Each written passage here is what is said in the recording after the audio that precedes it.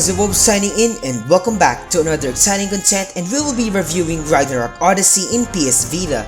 One of the first RPG in the Vita system, and when I first saw this game I did not hesitate to get a copy. And pretty much this Ragnarok entry had derived away from the roots of the original massive multiplayer online version in the past. From the classic RPG design to real-time action RPG genre comparable to Monster Hunter series but not exactly alike.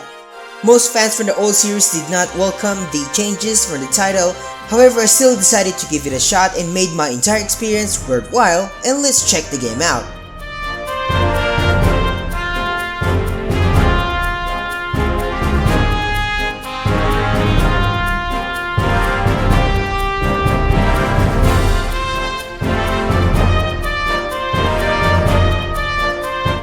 Starting with the monsters and bosses designs, they did a good job since every type of monsters has a unique attack animation, especially the enormous bosses in the game. The game will start strong in terms of enemy visuals as I badly wanted to see the next set of monsters that will stand in my way. As I progressed, I noticed that I am fighting the variants of the original monsters in cycle, and it could have been better if they included more original designs from the original version instead of recycling things up. The overall graphics or visuals and level design was decent but definitely needs a lot of improvement. This is the world of Ragnarok after all, and I really wanted to see more. The game also provides limited number of areas to explore with, and the rest of the quest will revolve extremely repetitive in it. Adding more areas to break the ice is a must in terms of games like these. Fort Farthest, the character's headquarters on the other hand, gave me the impression that I was stuck in it, leaving me no choice but to accept its lack of creativity. I am well aware that games like these always has this kind of setup, and they could have at least added more interesting features in it, like areas where you can gather items, gimmicks, or features that I can spend my time with, and would help me forget that the only thing that I can do in the game is to save my progress, buy items and weapons, or do quests.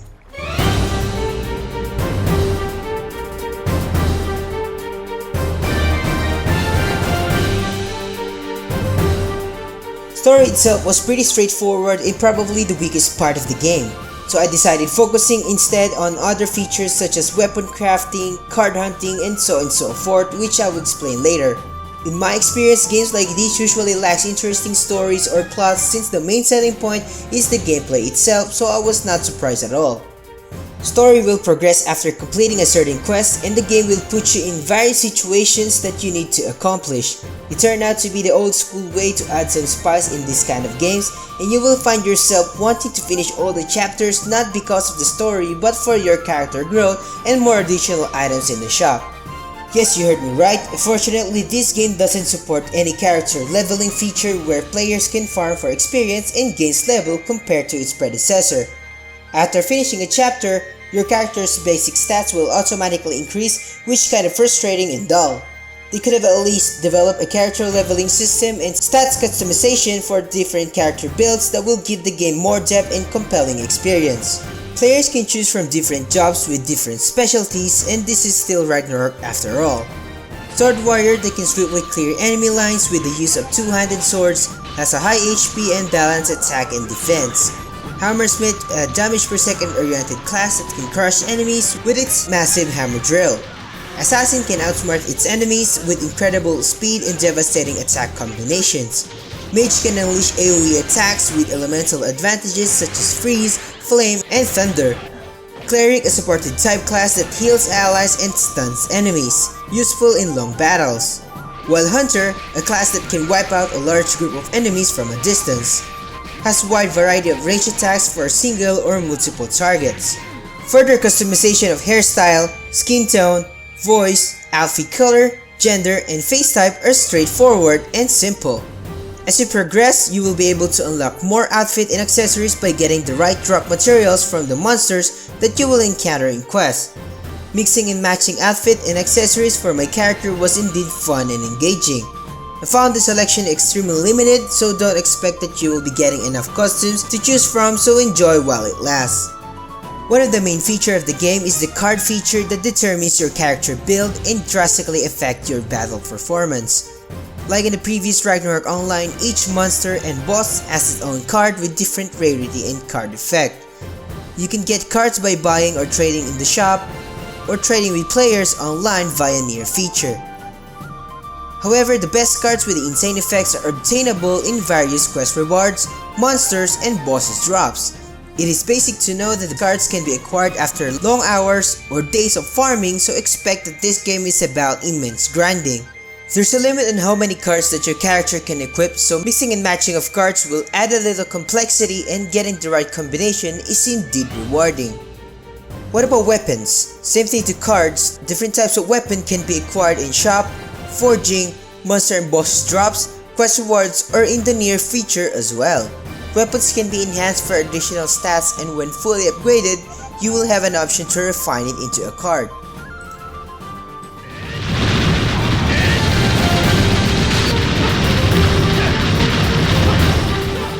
Main strength of Ragnarok Odyssey is the battle system. In spite of the new game design, getting used to the fast-paced battle system was not an issue. Most of the combo attacks animations were somewhat nice and can be executed easily. There were quite few animations that are stiff and definitely needs improvement. Each job can unleash combo attacks in midair or in the ground depending on the target, and mastering these combos and having quick reflexes are the key to succeed. Moving on to the feature that interests me was the Dane Slap mode. During this mode, your character will be granted with unlimited stamina or AP, increase of damage, dashes no delay, lifesteal in every attack, inexpensive continuous depletion of your HP and Dane Slap gauge. Dane Slap mode will only stop if HP and Dane Slap gauge will be depleted or by cancelling it. A very powerful skill indeed, useful in dire situations, and truly will give any players a truly satisfying experience. Battling with large group of enemies was way too intense, especially if you are playing in offline mode, since you will be facing monster packs alone, and enemy AI was decent even for the regular monsters. Each monster has a set of unique attack animations that will at least give you a hard time and make your stay worthwhile.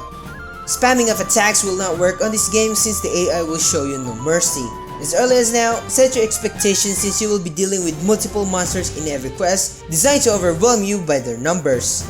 Most of the time, you will find yourself in difficult situations that will push you to your limits. Bosses are not included from this issue since at early part of the game, you also lack gears and you will be dealing with multiple boss monsters or enormous ones that can easily intimidate you.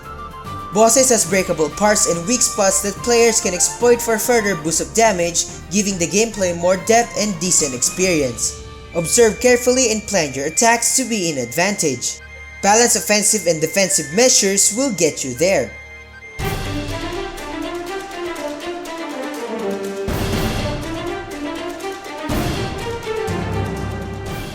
Let's talk about the endgame content.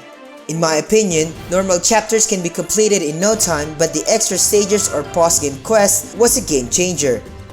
EX stages yields the best cards and weapons in the game, and the monsters and bosses that you will face in these quests requires decent gears and character builds since you will be dealing with multiple bosses that hits like a truck. It is easy to think that it is not possible for offline players at early EX stages, but believe me, it is doable. This game relies heavily on grinding, thus the game's replayability will last for hundreds of hours. Players can still do a lot of things like collecting cards, epic weapons, costumes, or further enhance their builds. For trophy hunters, take advantage of the easy platinum trophy that this game can offer.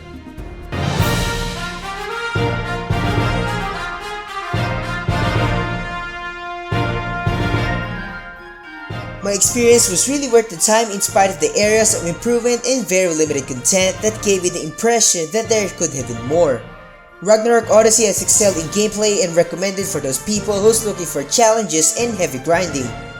I am looking forward to Ragnarok Odyssey Ace for more content and changes that they have implemented, and definitely I'll see you guys there. Was there any point that we have missed in our review? Or if you have played the game, how did it work for you? Share it with us in the comments. Also, don't forget to subscribe, and thanks for watching. For more updates about Ragnarok Odyssey, stay tuned at Einzelworms, empowering gamers that will touch lives. Signing out.